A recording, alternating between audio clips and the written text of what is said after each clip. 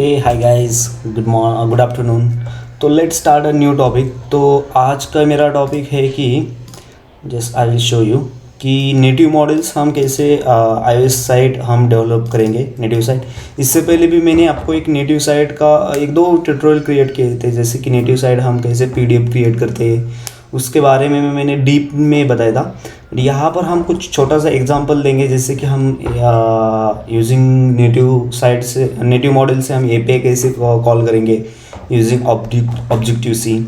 Second हमारा part आता है कि जो मोबेक्स मतलब स्टेट मैनेजमेंट की there are two library mostly popular. Firstly जो रिडक्स सागा या Redux, and second is MobX. MobX also state management library है, जो ग्लोबली हम स्टेट मैनेजमेंट लाइब्रेरी यूज़ करते हैं।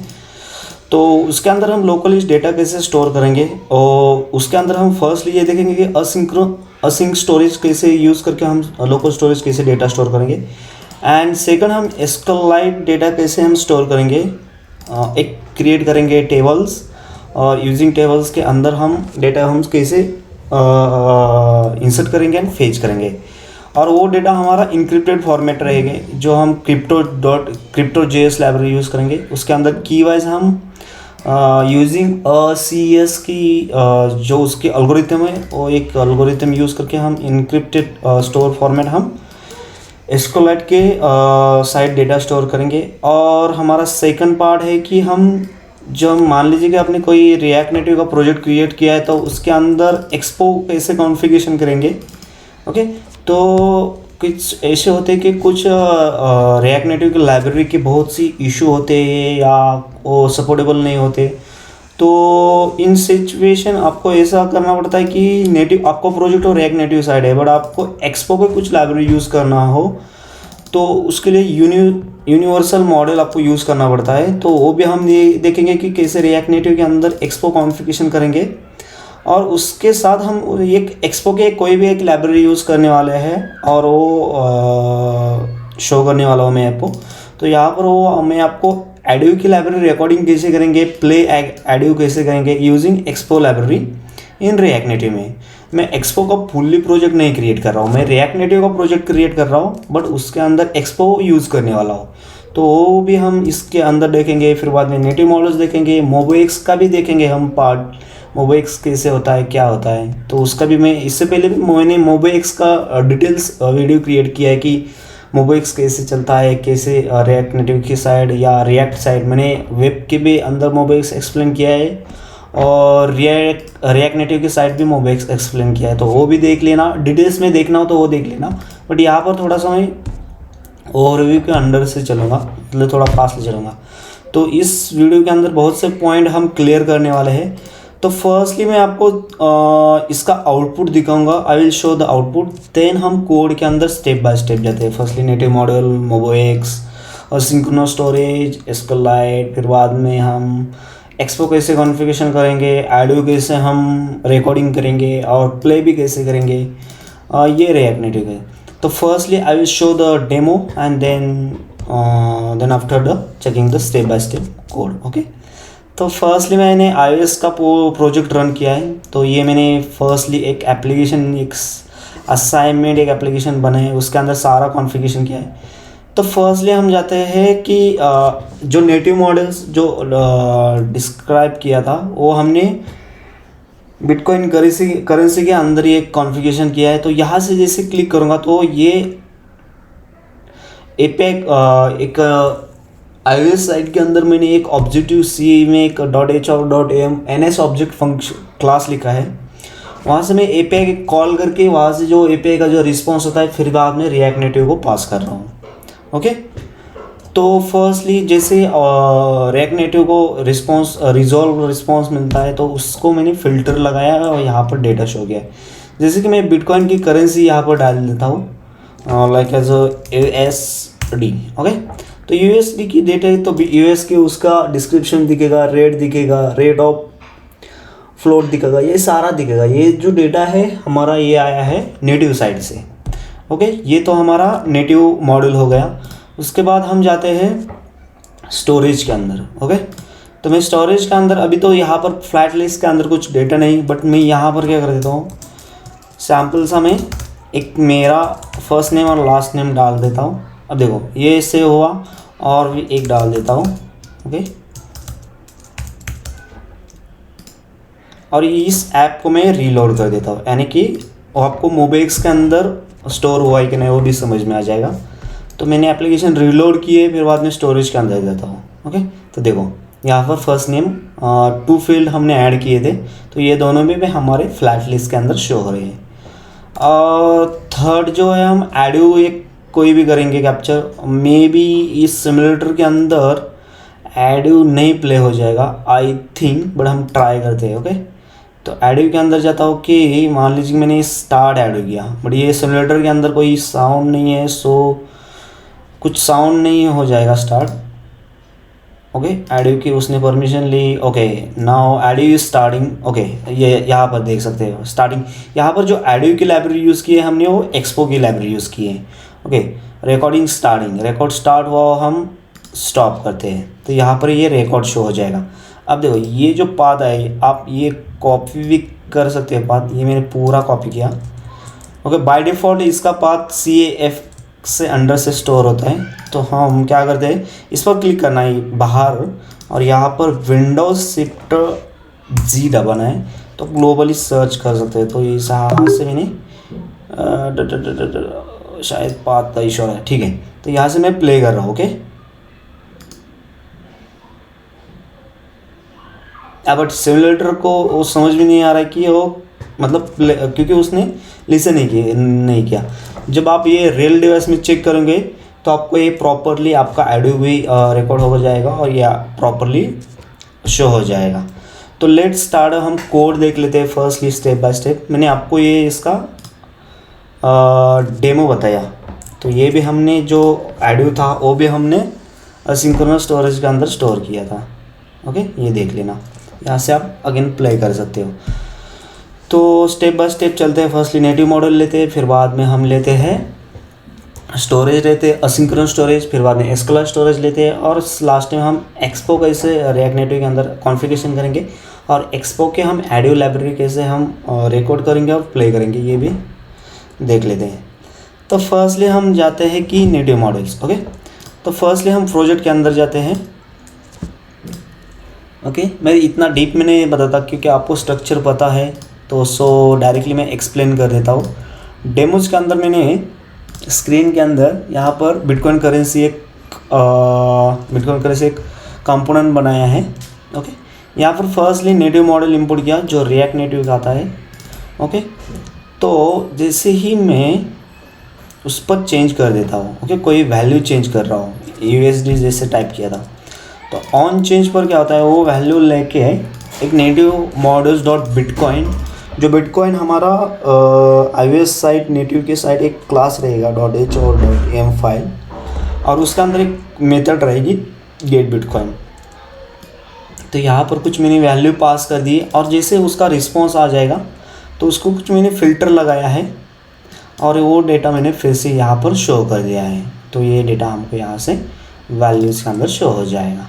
ओके, तो फर्स्टली मैं iOS साइट जाता हूँ, गोइंग टू iOS साइट। यहाँ पर असाइनमेंट हमारा प्रोजेक्ट है। असाइनमेंट के अंदर एक फोल्डर क्रिएट किया है मैंने ब्रीज करके।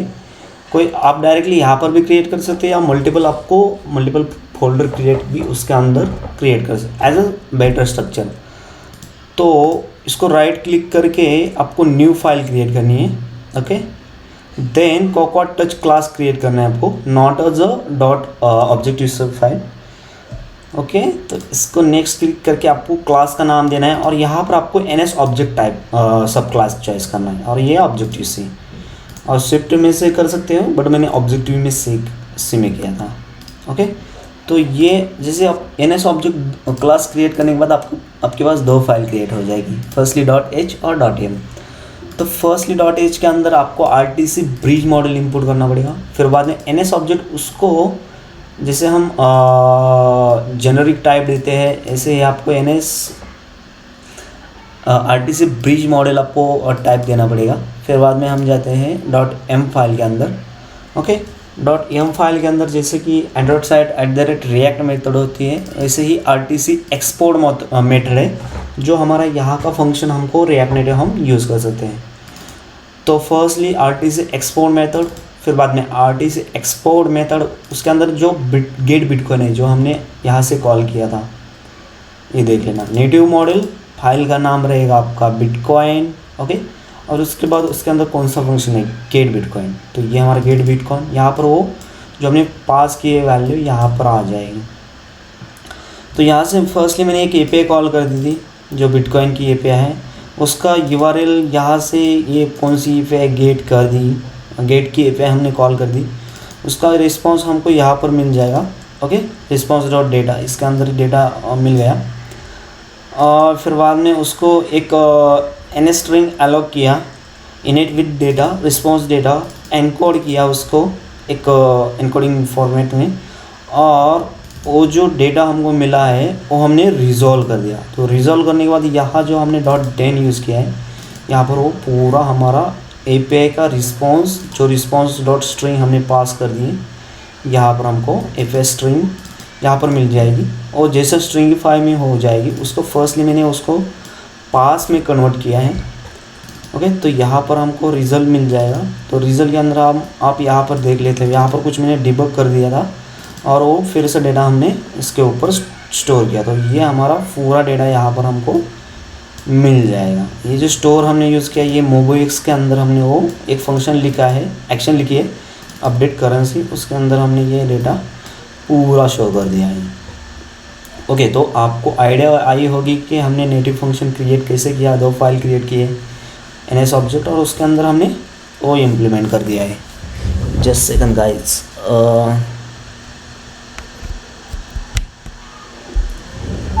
ओके। तो ये नेटिव मॉडल रहेगा हमारा। तो सेकंड हमारा पार्ट आता है कि हमारा स्टोरेज का पार्ट आता है, बट उससे पहले मैं आपको एक्सप्लेन करता हूँ MobiX, ओके।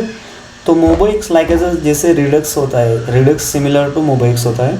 उसके रिडक्स के अंदर क्या क्या होते हैं, फर्स्टली आप उसके टाइप्स डिक्लेयर करते हैं, उसके एक्शन होते हैं, उसके रिड्यूसर होते हैं, ओके। उसके अकॉर्डिंग तो आपका रिडक्स पार्ट चलता है। क्या हो जाएगा, कंपोनेंट से डिस्पैच हो जाएगी एक्शन जो डिस्पैच हुए उसकी कौन सा टाइप है डिटेक्ट करेगी, टाइप से कौन सा आपको रिड्यूसर कॉल करना है या अपडेट इनिशियलाइजेशन करना है, उसके अकॉर्डिंग टू उसके एक्शन कॉल होते हैं, उसका लॉजिक होता है। उसके अगेन आपने रिडक्स सागा यूज़ किया होगा, तो उसका वॉचर और वर्कर कौन सा कॉल करना है, आपका एग्जीक्यूट होने के बाद कौन सा रिड्यूसर की वैल्यू अपडेट करनी है, और फिर बाद में आपको कंपोनेंट में मिल जाएगा, ओके।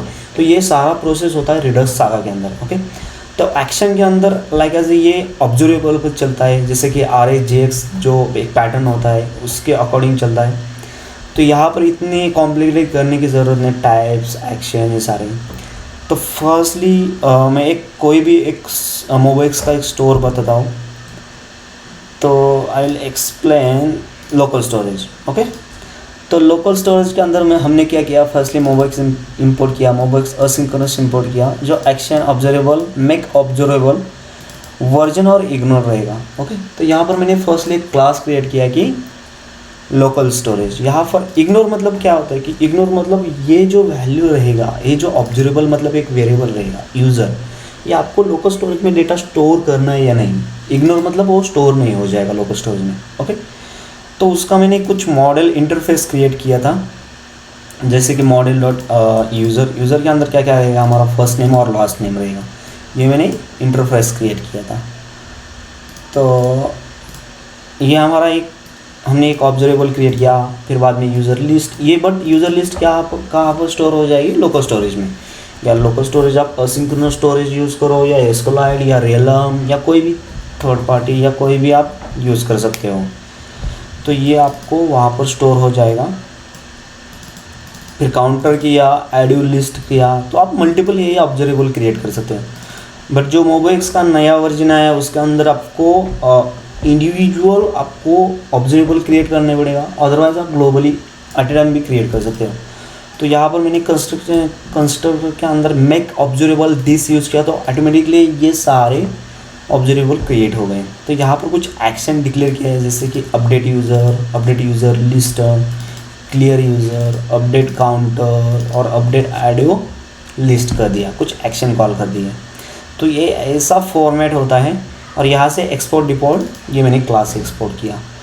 फिर जाते हैं हम इंडेक्स फाइल के अंदर। फर्स्टली मैंने वो इंपोर्ट किया क्लास, उसका स्टोर क्रिएट किया, लोकल स्टोरेज, उसका न्यू ऑब्जेक्ट क्रिएट करके और उसकी कॉन्स्टेंट भी क्रिएट किए। बट हम कॉन्स्टेंट यूज़ कर सकते हैं, अदरवाइज नहीं यूज़ कर सकते। डायरेक्टली हम store dot local store dot वो डायरेक्टली उसके अंदर की वैल्यू हम रीड कर सकते हैं।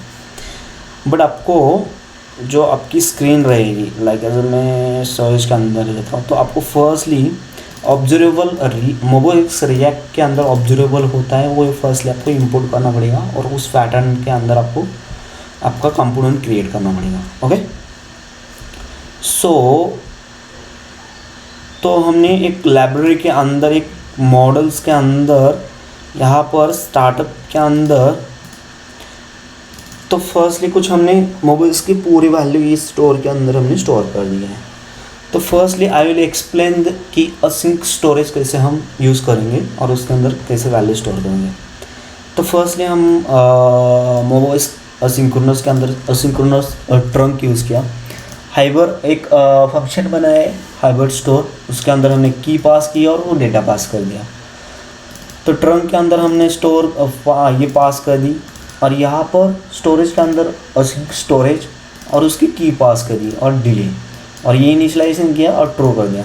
अब देख लेना, जो असिंक स्टोरेज है उसके अंदर कंपलसरी आपके दो ये होने चाहिए, मेथड होने चाहिए। एक तो set item, gate item, delete item, ये हम कंपलसरी आपके उसके अंदर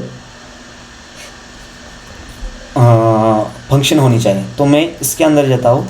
तो इसके अंदर जाने के बाद आपको यहाँ पर ये देख लेना, गेट आइटम हम कंपलसरी है, सेट आइटम कंपलसरी है, मर्ज आइटम कंपलसरी और रिजॉल्व आइटम, ये तो फंक्शन होनी ही चाहिए, तभी आपका ये मोबाइल्स का जो मोबाइल्स आप लोकल स्टोरेज में स्टोर कर रहे हो स्टोर हो जाएगा। ओके, तो ये आपको कैसे यूज़ करना है। ओके, तो ये हमने स्टोर बनाया, ये हमने उसका हाइबरनेट स्टोर बनाया, हाइब्रिड स्टोर बनाया। तो हम जाते हैं स्क्रीन के अंदर जाते हैं हम स्टोर के अंदर। तो जैसे हमने यहाँ पर ऑब्जर्वेबल इंपोर्ट कर दिया, firstly constant store is equal to observable. Okay, तो कुछ हमने डिज़ाइन कर दिया, जैसे कि यहाँ पर first name. Okay, first name के अंदर देखो ऑन चेंज ये टेक्स्ट मिल जाएगा, यहाँ पर हमको फर्स्ट नेम मिल जाएगा। तो स्टोर डॉट लोकल स्टोर, जैसे हमने एक क्लास बनाया था लोकल स्टोर, उसका ऑब्जेक्ट क्रिएट किया था और उसके अंदर एक एक्शन क्रिएट की थी अपडेट स्टोर। उसके अंदर क्या फर्स्टली जाना है, पूरा यूज़र का वैल्यू जाना चाहिए, store dot user dot store, और ओनली चेंज होनी चाहिए फर्स्ट नेम। तो ये फंक्शन हमारा एक्शन कॉल हो जाएगी और इससे क्या हो जाएगा, फर्स्ट नेम ओनली अपडेट हो जाएगा। और जैसे अपडेट हो जाएगा तो यहाँ पर हमको उसके वैल्यू शो हो जाएगी, store dot local store dot user के अंदर हम फर्स्ट नेम शो करें, क्योंकि हमने यहाँ पर ऑब्जर्वेबल यूज़ किया है, इसलिए ये ऑटोमेटिकली आपकी स्टेट चेंज होने के बाद आपका कंपोनेंट भी अपडेट हो जाएगा। Okay, got it. तो सेकंड पार्ट हमारा आता है फर्स्ट नेम लास्ट नेम, या first name then again last name, here only updating the last name. Then हमने यहाँ से सेव कर दिया है, ये देखो अभी सेव हमने कैसे किया, जैसे सेव बटन को क्लिक किया तो यहाँ पर storage dot local storage dot update user list. Okay, ये एक्शन रहेगी हमारी, और उसके अंदर पूरा हमने store dot local storage dot user pass कर दिया। ओके, तो ये पूरा डेटा वहाँ पर शो हुआ और फिर बाद में हमने वो क्लियर कर दिया। तो मैं ये फंक्शन निकाला हूँ, दिस डॉट यूज़र लिस्ट, इसके अंदर हमने पुश कर दिया, क्योंकि ये यूज़र लिस्ट जो हमारा रहेगा वो एरे ऑफ यूज़र रहेगा। ओके, स्टोरेज के अंदर हम जाते हैं। ओके, एंड देन क्लियर कर दिया। अब हमारा जैसे स्टोर तो हमारा स्टोर होगा, फिर बाद में जैसे कि यहाँ पर हमने उसको ऑब्जर्वेबल क्रिएट किया है, ये मतलब ये लोकल स्टोरेज में स्टोर हुआ। बट जैसे हमारी ऐप स्टार्ट होती है ऐप डॉट TSS, यहाँ पर मैंने फर्स्टली यूज पैक के अंदर एक लोडर फंक्शन कॉल किया। लोडर के अंदर डेमोज डॉट स्टार्टअप, इस स्टार्टअप के अंदर एक फंक्शन लिखा है। ओके, ये स्टार्टअप के अंदर, इसके अंदर हमने फर्स्टली तो हाइब्रिड स्टोर इंपोर्ट कर दिया, फिर बाद में अवेट हाइब्रिड स्टोर, यहाँ पर देख लेना लोकल स्टोरेज, इसके अंदर पूरा स्टोरेज डॉट लोकल स्टोरेज हमने रीड किया। तो ये हमारा उसके अंदर जो जो वैल्यू हमने सेट आइटम की थी वो फिर बाद में यहाँ पर कॉल जैसे होता है तो ये सेट और गेट भी करेगा, और जैसे गेट करेगा तो लोकल स्टोरेज के अंदर जो हमारा क्लास है लोकल स्टोरेज ये वाला, तो उसको पूरे की जो हमने ऑब्जर्वेबल क्रिएट किए उसको सबको असाइन हो जाएगी जो हमने असिंक्रोनस स्टोरेज के अंदर वैल्यू स्टोर की है। मतलब अभी देखना स्टोरेज के अंदर जैसे मैं क्लिक कर रहा हूँ तो ये जो 2 एरेज ऑफ आ रहे हैं ये असिंक्रोनस स्टोरेज के अंदर स्टोर हुए थे, बट ये जैसे ऐप रीलोड करते हैं तो हाइब्रिड स्टोर वो सेट और गेट करता है, जैसे गेट करने के बाद उसको क्लास को वो असाइन कर देता। तो ये हमारा असिंक्रोनस स्टोरेज हुआ। अब हम उसको असाइन करते हैं एस्केलाइट स्टोरेज। तो हम जाते हैं फर्स्टली स्टार्टअप के अंदर, मॉडल स्टार्टअप के अंदर। ओके, तो यहाँ पर फर्स्टली में जो हमने यूज़ किया है डेटाबेस वो आपको एक्सप्लेन कर देता हूँ। फर्स्टली हम जाते हैं स्टोरेज के अंदर, फर्स्टली जाते हैं हम डेटाबेस के अंदर। तो फर्स्टली हमने यूज़ की है import SQLite from React Native SQLite storage, ये हमने लाइब्रेरी यूज़ की है। उसके अंदर हमने कुछ एक डेटाबेस क्रिएट किया है जैसे कि constant DB SQLite open database, name उसको असाइन कर दिया, उसको लोकेशन डिफॉल्ट दिया और उसका लोकेशन फॉर्म लोकेशन ये दिया। सक्सेस हुआ तो डीबी क्रिएटेड, कुछ एरर आया तो एरर। तो हम इससे यहाँ पर हमारा डेटाबेस क्रिएट हुआ।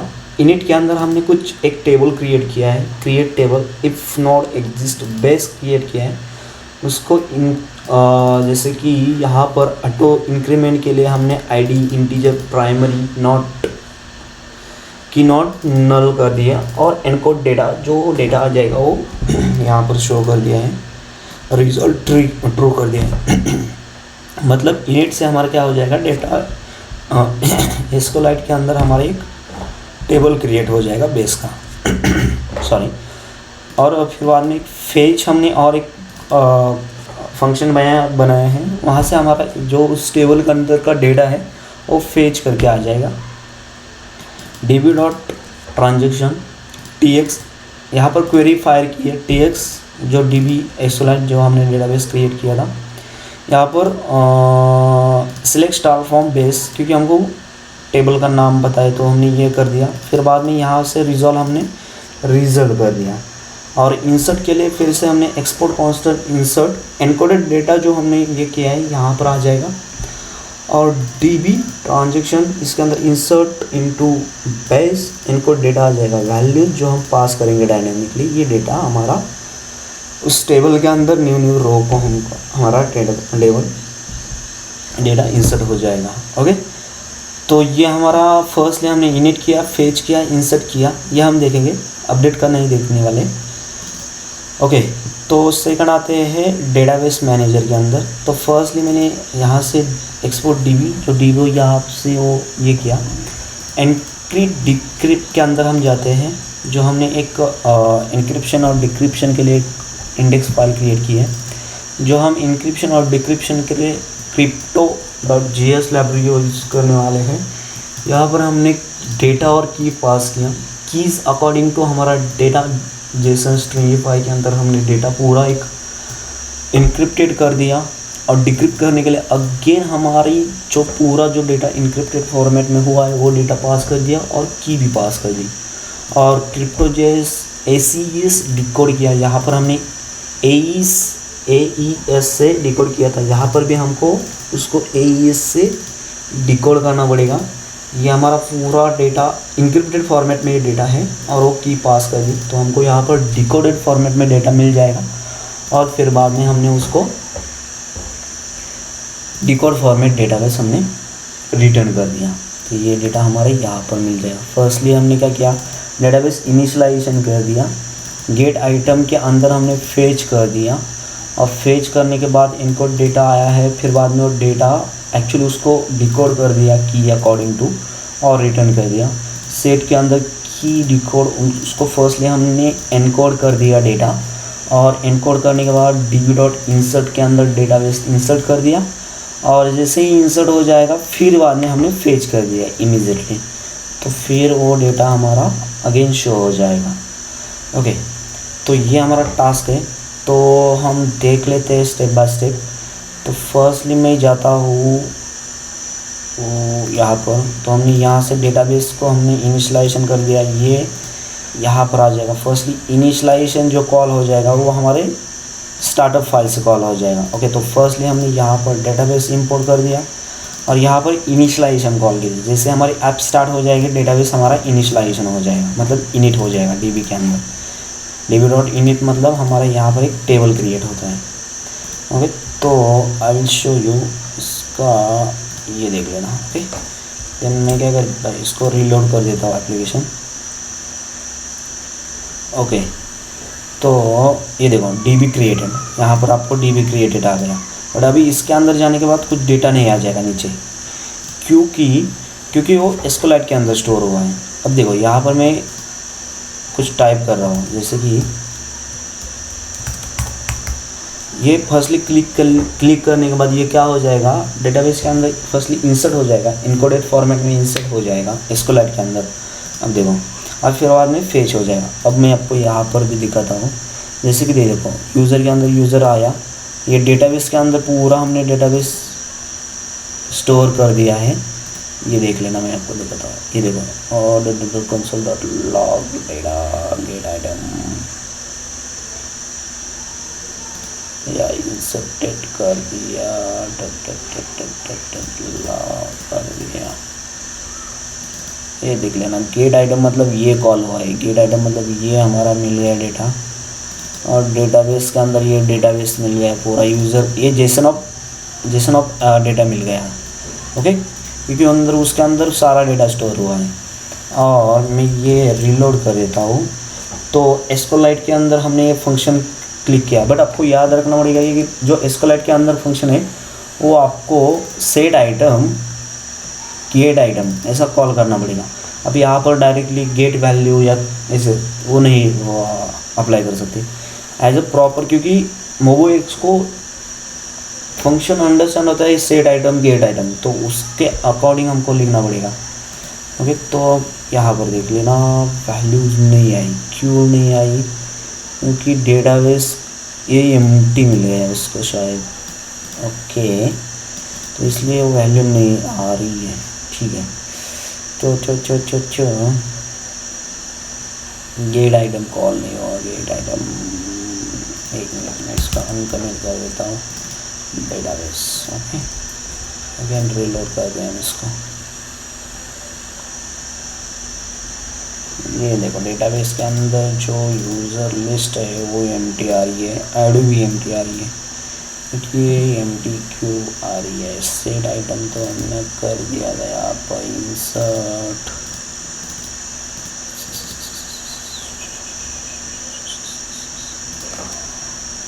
ओके,